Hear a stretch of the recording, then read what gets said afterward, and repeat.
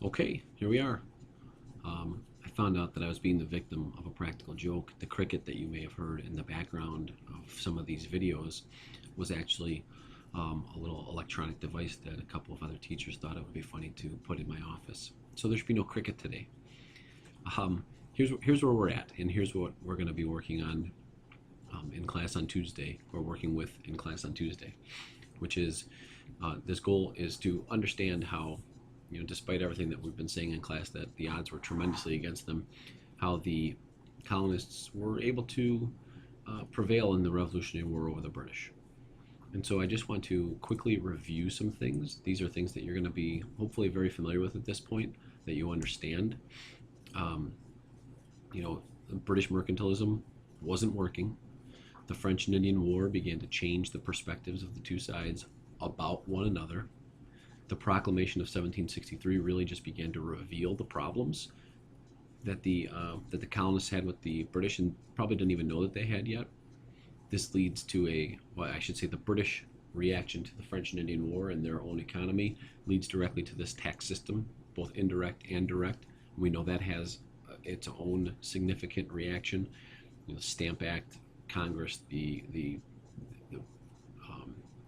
asking for repeals of taxes, things like that. We see an olive branch petition. The British refuse. At this point, they get to the thinking that we're in charge here. You need to do what we're saying. They start the coercive acts, the declarative acts, sending troops over, and this exaggerates the problems. We hear these chants of no taxation without representation. The British talk about virtual representation, where everybody is represented by Parliament. It doesn't matter if you have a direct representative. And the colonists are going to disagree with that. It's going to lead to even angrier reactions, things like boycotts, even a little bit of open rebellion. You could think about tarring and feathering of tax collectors being open rebellion. And then we get escalation.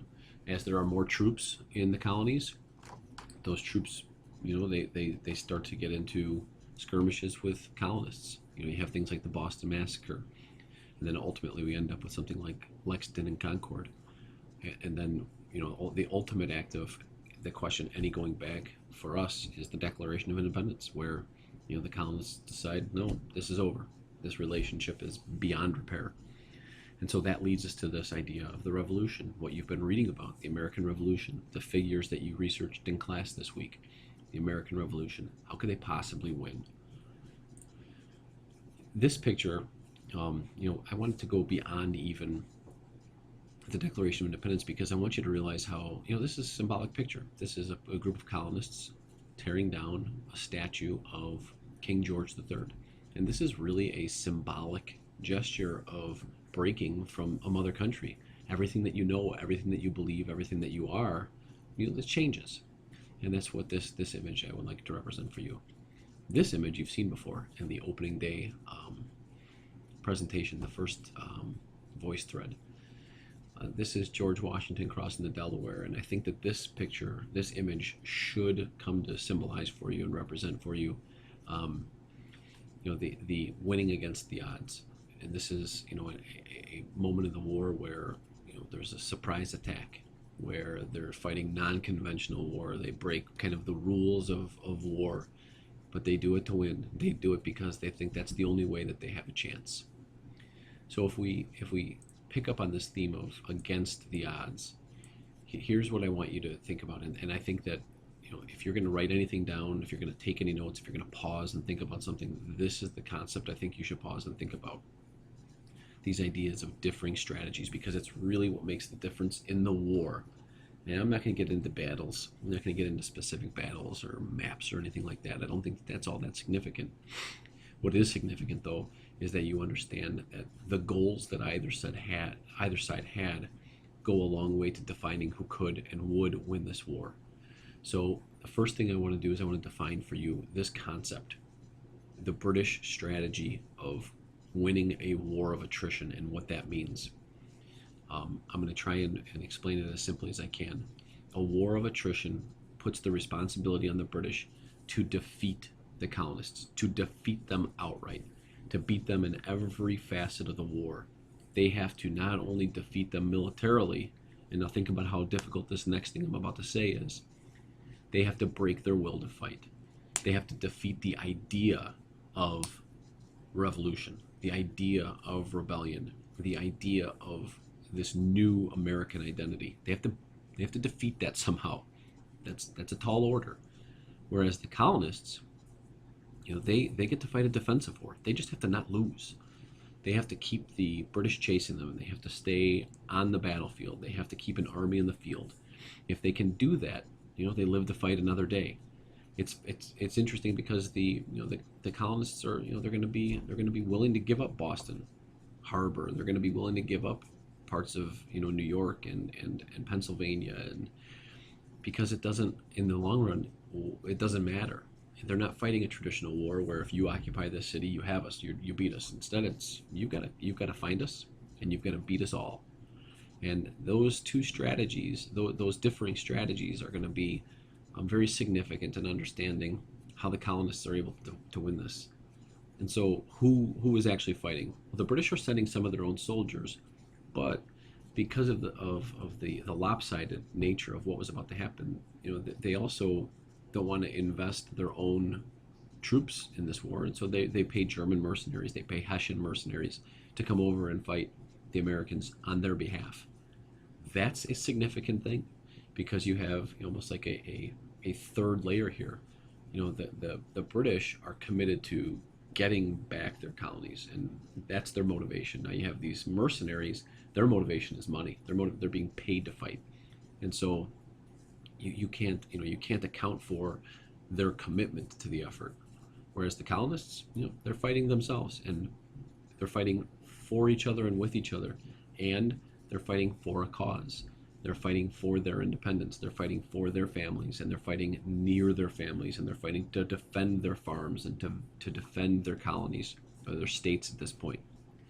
And then the last figure here that we can't discount is the French, and that is a significant component of the American Revolution because the French provide the new United States with a navy. They provide them with some military direction. If you want some perspective on this, go to the Google Docs that were shared with you and find your classmates that did the Marquis de Lafayette, and they probably highlighted some of the contributions of just one French military officer and what he was able to do and bring to the American revolutionary effort. But the French, there's two aspects to this because not only do you have the military, but you also have the political. And the United States sends their best mind to Paris to negotiate an alliance, to negotiate how the help will happen. And Ben Franklin becomes kind of the darling of Europe. He is an interesting character. A couple of your classmates will have shared with you a biography on Ben Franklin that you can go and check out. But this is an image of him in Paris, and this is significant because it speaks to our ability to forge this relationship with an ally who is the enemy of our enemy, and therefore they're going to be our friend. What this war really boils down to, and I'll show you this one, and then I'll just show you this one. These are what we're going to go through here, and I'm going to go through them quickly because you can come back and look at them. But in terms of the British, where they went wrong, they underestimated the colonial commitment. They underestimated the colonists' ability, what they called colonists' ability to defend themselves. And we can go all the way back to the French and Indian War and think about the perspectives that they had formed and how that came about. They constantly change strategies. First they start focusing on New England. If they stop Boston, they'll stop the whole thing, and that proves to be false.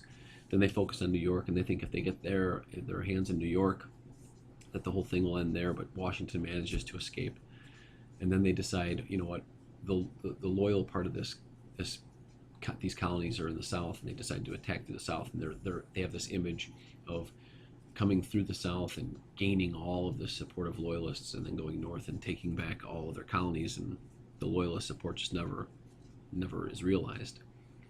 They overestimated loyalist support. They overestimated the loyalist ability. And they had a much more demanding definition of victory. The idea of a war of attrition, much more demanding. Whereas the colonists, they have, let's see if I can't make this a little bit larger here. They have all of this going for them, and parentheses, I have some references to things that we've talked about. They're an upstart population. They're together. They've kind of rode out the tough times together. They have this self-sufficiency.